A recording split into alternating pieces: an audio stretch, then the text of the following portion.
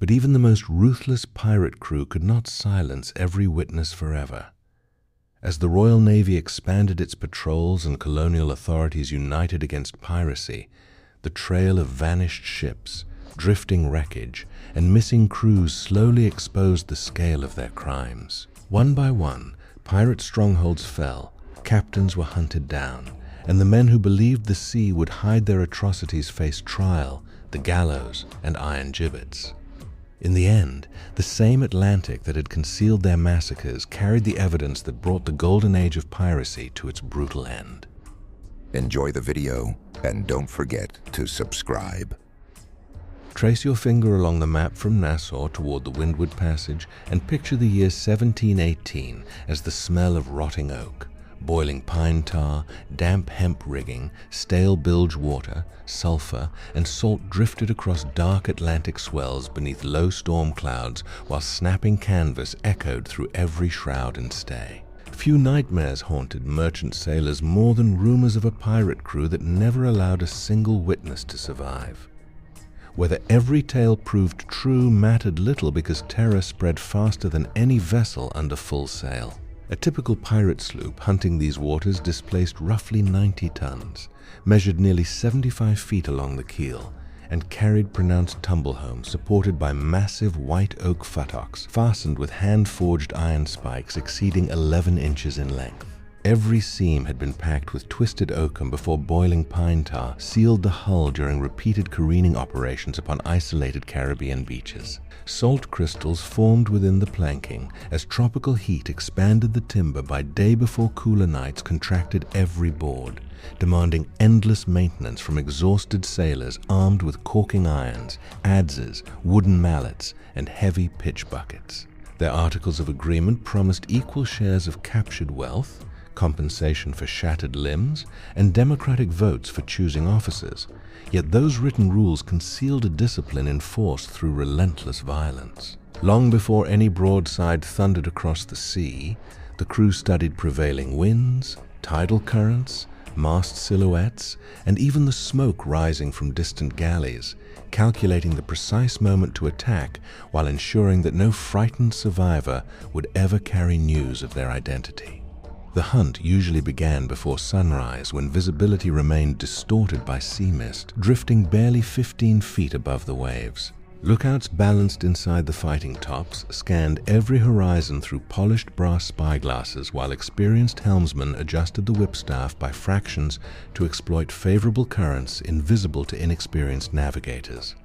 Once prey appeared, every unnecessary sound vanished aboard the pirate vessel. Match cords remained protected from damp air, boarding axes received fresh whetstone edges, and flintlock mechanisms were cleaned of salt residue that might delay ignition during the coming assault. Their bronze cannon, cast from an alloy averaging nearly 88% copper with roughly 10% tin, rested upon compact oak carriages reinforced by wrought iron fittings secured with square-headed bolts. Powder charges contained approximately 75% saltpeter, 15% charcoal, and 10% sulfur, each grain carefully screened for consistent combustion before being packed behind round shot wrapped with coarse cloth wadding. When the gun captain lowered the glowing linstock, sulfur ignited first before rapidly feeding oxygen into the burning charcoal and nitrate mixture, producing expanding gases that hurled the iron ball through the barrel with devastating force.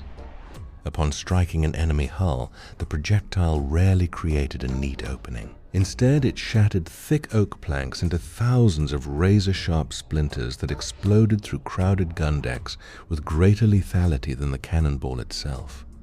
Yet even this destruction served only as preparation, because the crew valued boarding above bombardment. Dead men revealed nothing, but living witnesses threatened every future voyage, making absolute extermination a deliberate element of their strategy rather than a consequence of battle. As grappling hooks forged from heavy wrought iron crashed across enemy bulwarks, thick hemp boarding lines nearly 1 inch in diameter tightened under the strain of 2 drifting hulls colliding amid crashing swells. Pirate musketeers hidden behind the forecastle fired disciplined volleys toward officers first, understanding that a merchant crew without command dissolved into confusion within seconds. Men armed with cutlasses measuring close to 30 inches, boarding pikes exceeding 9 feet, and heavy naval pistols surged across the narrowing gap, while others carried compact hatchets capable of splitting hatch covers or disabling gun carriages. Every movement reflected experience gained through countless assaults rather than blind fury. They struck the quarterdeck, wheel, companionways, and powder access points in carefully planned order, preventing organized resistance before descending below. The lower decks became suffocating chambers where smoke from discharged flintlocks mixed with lamp oil, wet timber, blood, and stale bilge water. Lantern light flickered across curved futtocks and hanging knees supporting the deck beams while terrified sailors attempted to hide between cargo casks, ballast stone, and spare rigging. Cargo itself often complicated the fighting. Barrels of flour burst into choking clouds, sugar casks shattered across slippery planks, and indigo, tobacco, or dyewood transformed the deck into a hazardous maze where every step risked a fatal fall. Unlike many pirate crews seeking quick surrender, these attackers searched every compartment with relentless precision. Sail lockers, chain lockers, cable tiers, bread rooms, and even cramped spaces beneath the orlop deck were examined until every heartbeat aboard the captured vessel had been silenced, ensuring that the sea itself became the only remaining witness to the massacre. Once resistance ended, an equally methodical process unfolded across the captured ship because valuable cargo mattered only after every possibility of survival had disappeared. Carpenters inspected the prize while quartermasters recorded barrels of gunpowder, coils of hemp cable, spare spars, navigational instruments, and sealed chests containing silver pesos, Portuguese gold moedas, or trade goods destined for European markets. Captured letters of marque, manifests, logbooks, and personal correspondence were frequently gathered first because written records could identify the attackers, reveal witnesses, or expose future hunting grounds if recovered by naval authorities.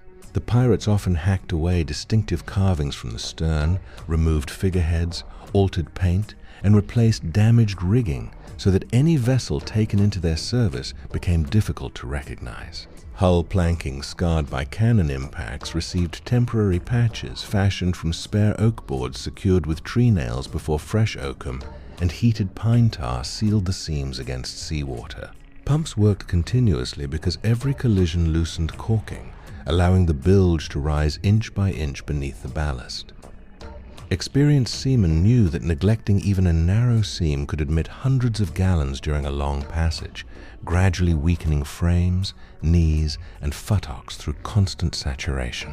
While repairs continued, unwanted bodies were committed to the sea with little ceremony.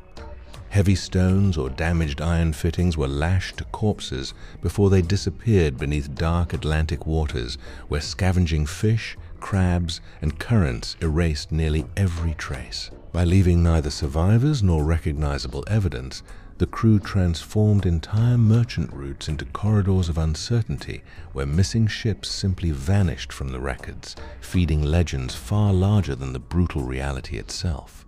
The disappearance of entire crews forced colonial governors and admiralty officials to rely upon fragments of evidence carried by tides rather than testimony from living witnesses. Royal Navy frigates armed with heavier broadsides received orders to patrol the Bahamas, the Windward Passage, and approaches to Jamaica, yet locating a single 90-ton pirate sloop across thousands of square miles of ocean proved extraordinarily difficult. Fresh water casks, shattered hatch covers, scorched mast sections, and floating cargo occasionally drifted ashore, revealing only that another merchant voyage had ended in catastrophe.